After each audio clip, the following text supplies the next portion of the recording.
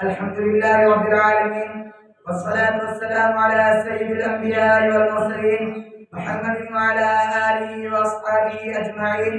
أما بعد، فأعوذ بالله من الشيطان الرجيم. بسم الله الرحمن الرحيم. أوأمن أهل القرى أن يأتيهم بأسنا ضحى وهم يلعبون. صدق الله العلي العظيم. معزز مکرم مہمانان اعظام، اساتذہ اعظام اور اسٹیج پر بیٹھے تمام رونق افراد اور عزیز طلباء، یوں تو مسلمانوں کی تاریخی مشکلات و مسائل ابتلاء و آزمائش کی داستانوں سے لبریز ہیں. مسلمانوں کے خلاف ہر دور اور ہر زمانے میں مخالفت اور معاندت کی آندیاں چلی ہیں.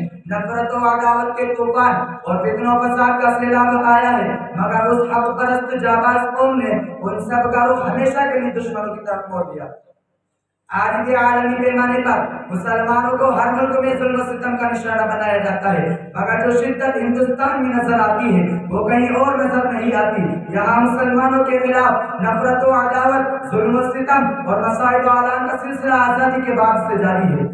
جن مسلمانوں نے تحریک آزادی میں اپنے لہو سے مادر وطن کی پیاس بجھائی، جیل کی کوٹریوں اور پھانسی کے تختوں پر آزادی کا نعرہ بلند کیا، جن مسلمانوں نے اپنی 700 سالہ تاریخی میں ہندوستان کو دولت و ثروت سے مالا مال کر دیا تھا، اس کو سونے کی چڑیا بنا دیا تھا، جن مسلمانوں نے ہندوستان میں اتحاد اتفاق کا چمن لگایا تھا، ہندو مسلم ایکتا کا چراغ روشن کیا تھا، انہی کو آج وفادار وطن کہا جاتا ہے. ان کو فسادات کی آگ میں جھونک دیا جاتا ہے اور بے گناہ مسلمانوں کو سلاخوں کے پیچھے ڈال دیا جاتا ہے اور دہشت گردی کا الزام تھوپا جاتا ہے.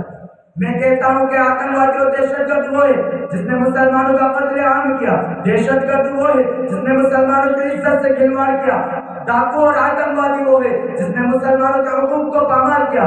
دہشت گرد تو وہ ہے جس نے ملک کے نافذ ہوئے آئین اور قانون کو توڑ کر فتنوں و فساد کا طوفان کھڑا کیا. کیا ملا ہمیں آزادی کے بعد؟ گجرات کے جلتے ہوئے مکانات، امرتسر کے جلتے دنوات، جمشید پور کی جلتی اور تڑپتی لاشیں، حیدرآباد کی خون ریزی اور مظفر نگر کا دل دہلانے والا حادثہ اور بابری مسجد کی شہادت اور ستم والا یہ ستم یہ ہوا کہ ہمیں غیر ملکی کے ایک ملک بدل کرنے کی کوشش کی جاتی ہے. ارے یاد کرو اس وقت کو جب تم انگریزوں کی جوتیاں صاف کر رہے تھے اور غلامی کا ذوق تمہاری گردن میں پڑا ہوا تھا اور یہ ملک ہندوستان آزادی کے لیے ترس رہا تھا. اس وقت اس ملک کی گودی میں پرورش پانے والا کوئی مائے کا لال اتنی جرأت نہیں کر سکتا تھا کہ انگریز کی حکومت کو للکار سکے، دنیا کی سپر پاور طاقت کا مقابلہ کرنے کے لیے آواز اٹھا سکے. دیکھو ہماری بے باکی کو سب سے پہلے جس نے آواز اٹھائی وہ شیر دل انسان، انسانیت کا مسیحا، شاہ ولی اللہ کا فرزند شاہ عبد العزیز تھا. شاہ عبد العزیز کی آواز کیا تھی؟ وہ آواز یہ تھی کہ انگریز کے خلاف جہاد کرنا چاہیے اور ملک ہندوستان کو انگریز سے آزاد کرایا جائے. شاہ عبد العزیز کا یہ فتویٰ انگریز کے لیے خطرناک پیغام تھا جس نے انگریز کو بے چین کر دیا تھا. اسی آواز کے سہارے علماء ہند اور خاص طور سے علماء دیوبند سب پر کفن باندھ کر انگریز کی حکومت کو ختم کرنے کے لیے میدان نکل پڑے. پھر تاریخ نے دیکھا کہ علماء کرام کو توڑ کے منہ پر باندھ کر گولا داغ دیا گیا.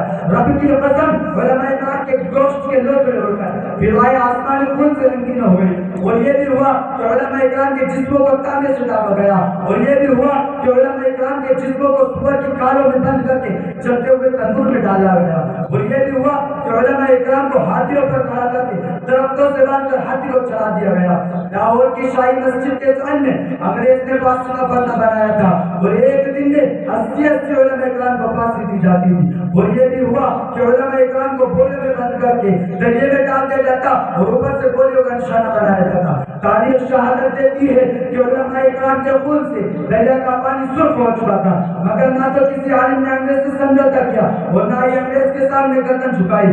آج ہماری تاریخ کو مٹانے کی کوششیں کی جا رہی ہے. جنگ آزادی سے مسلمانوں کا نام و نشان نکالا جا رہا ہے. وہ یہ سوال کیا جا رہا ہے کہ تم نے ہندوستان کو کیا دیا؟ ایک محبان وطن جاؤ اور ہمالیہ کی بلندیوں سے پوچھو، گنگا کی گہرائیوں سے کرو، سرزمین ہند کی شادابی سے پوچھو، تاج محل کی پلند عمارتوں سے پوچھو، قطب مینار سے معلوم کرو، سرزمین ہند کی شادابی سے پوچھو. یہ تمام کے تمام ہماری عظمت کی گواہی دیں گے. ہندوستان کا چپا چپا اس بات پر شاہد ہے. اے ہندوستان صاحب و دانش کرو، ہمیں بتلاؤ کہ ہندوستان کو قطب مینار کی بلندی کس نے تاج دی، لال قلعے کی عظمت کس نے دی، جامع مسجد کی پرشکار عمارتیں کس نے دی، تاج محل کے رونقیں کس نے عطا کی.